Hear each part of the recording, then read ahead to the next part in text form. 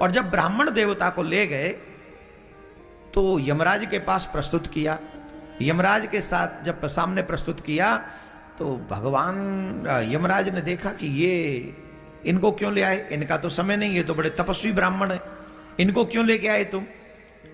तो उन्होंने कहा कि हमसे गलती हो गई, आप हमने समझा आपने इन्हीं को बुलाया। बोले इनको नहीं बुलाया था, एक व्यक्ति मर गया उसे लाने के लिए बोला था तुम्हें, इनको क्यों ले आए, ये तो बड़े तपस्वी हैं, पीपल की पूजा करते, नारायण की पूजा करते। तो बोले अब तो अपराध हो गया, अब तो क्षमा मांगे। यमराज के दूत भी कहे महाराज क्षमा कर दो, हमको क्षमा कर दो, ये तो अपराध हो गया हमसे। बोले कोई बात नहीं। तो यमराज बोले कि अब आप चले जाओ। बोले चले जाएंगे, पर एक काम करो, पहले हम सब नरकों को देखना चाहते हैं कि यहां कौन कौन से नरक हैं और किस किस को कितना दुख मिलता है। उन ब्राह्मण देव को लेकर वो नरकों की ओर गए धर्मराज, और वहां जाकर देखा तो सब लोग बड़े दुखी थे। किसी को गर्म बालू पर नंगे पांव दौड़ाया जा रहा है, किसी को आग में तपाया जा रहा है, किसी को भट्टी में झोंका जा रहा है, किसी को पेड़ से उल्टा लटकाया जा रहा है, किसी को सामने रखकर बाणों से निशाना बनाया जा रहा है, किसी को नाना प्रकार के दुख मिल रहे हैं, अनेक अनेक। कोई गर्म भट्टी है, चूल्हे पे कढ़ाई चढ़ी है, उसमें झोंका जा रहा है, तपाया जा रहा है, तांबे की भूमि पर दौड़ाया जा रहा है, गर्म बालू में, किसी को पानी में डुबाया जा रहा है, किसी को कीड़े मकोड़े खिलाए जा रहे हैं। उनकी ये दशा देखकर ब्राह्मण देव को बड़ा कष्ट हुआ, रोने लगे ब्राह्मण देव। और उनकी हाय हाय, वो सभी जो लोग नरक में थे वो चीख रहे थे, बचाओ बचाओ बचाओ, हमारी रक्षा करो, हमसे अपराध हो गया, हमसे अपराध हो गया।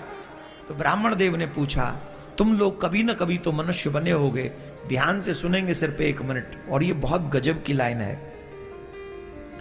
ब्राह्मण देव ने कहा कि तुम कभी ना कभी तो मनुष्य बने होगे, और मनुष्य बनकर क्या तुमसे कोई सत्कर्म नहीं हुआ? तुमने कभी नारायण की पूजा नहीं की, तुमने कभी पीपल को जल नहीं चढ़ाया, कैसे नरक भोग रहे हो बताओ? तो उन्होंने कहा महाराज हमारे नरक भोगने का कारण है, कई बोले हमने झूठी गवाही दी कोर्ट में जाके, किसी ने कहा मैं रात दिन चोरी करता रहा, किसी ने कहा मैंने परस्त्री गमन किया, किसी ने कहा कि महाराज मैं आए हुए अतिथियों को बड़ी घूर घूर के दृष्टि से, क्रोध भरी दृष्टि से देखता था। अनेक अनेक पापी थे, नाना प्रकार के पाप करते थे। मैंने अपने मां बाप का अपमान किया, मैंने वेदों की निंदा की, मैंने पुराणों की निंदा की, मैंने भक्तों की आदि आदि इतनी बातें सुनाते रहे। भगवान ब्राह्मण देव बोले तुमने इतने पाप किए, तुमसे कोई सत्कर्म नहीं हो? बोले एक भी सत्कर्म हमने नहीं किया। तो धर्मराज ने कहा चलिए अब आपका हो गया, आपने नरक देख लिया, आप निकलिए, चलिए अब आप नीचे जाइए। ब्राह्मण देव ने कहा मैं नहीं जाऊंगा। बोले क्यों? बोले इतने लोगों को दुखी देखूं तुम्हारे नरक में, और इतने लोगों को दुखी देखकर भी मैं शांत रहूं और मैं लौट जाऊं, तो मैं काहे का ब्राह्मण? उन्होंने वही प्रार्थना की भगवान से और कहा अगर मैंने एक क्षण भी हे नारायण तुम्हारी सच्चे मन से तपस्या की हो, सेवा की हो, तो आप मेरे ऊपर कृपा कर दीजिए। क्या? बोले जो नरक में ये दुख भोग रहे हैं इनको नरक से मुक्त कर दीजिए।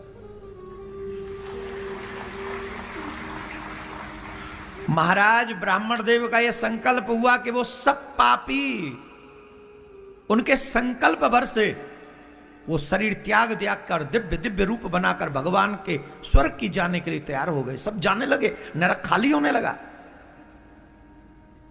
और ऑलमोस्ट सब चले गए, कुछ पापी लोग बचे रह गए, उनका कल्याण नहीं हुआ। बोले उनका कल्याण? तब नारायण भगवान प्रकट हुए।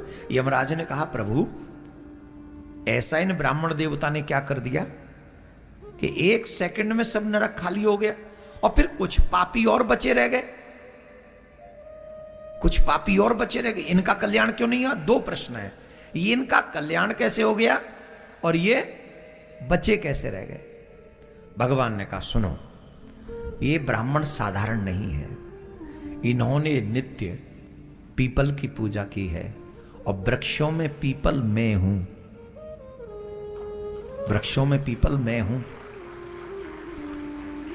तीनों देव पीपल में वास करते हैं, ब्रह्मा विष्णु महेश, तीनों देव। और जो इन ब्राह्मण देव ने जो जल चढ़ाया है उससे मैं तृप्त हूं, और इनका इतना तप है कि इनके संकल्प मात्र से ये सब बड़े से बड़े पापी इनका कल्याण हो गया। पर महाराज जी ये बचे हुए कौन रह गए? बोले ये बचे हुए वो लोग हैं जिन्होंने पीपल काटे हैं। इन्होंने पीपल काटे हैं, और जिन्होंने पीपल काटे हैं उनका कल्याण नहीं हुआ, वो नरक में रह गए। और ये ब्राह्मण देव धन्य हैं कि खुद तप करके भी, व्रत करके भी इन लोगों के दुखों को इन्होंने समझा और उनका कल्याण कर दिया, उनका बेड़ा पार कर दिया। भगवान प्रसन्न होकर गए।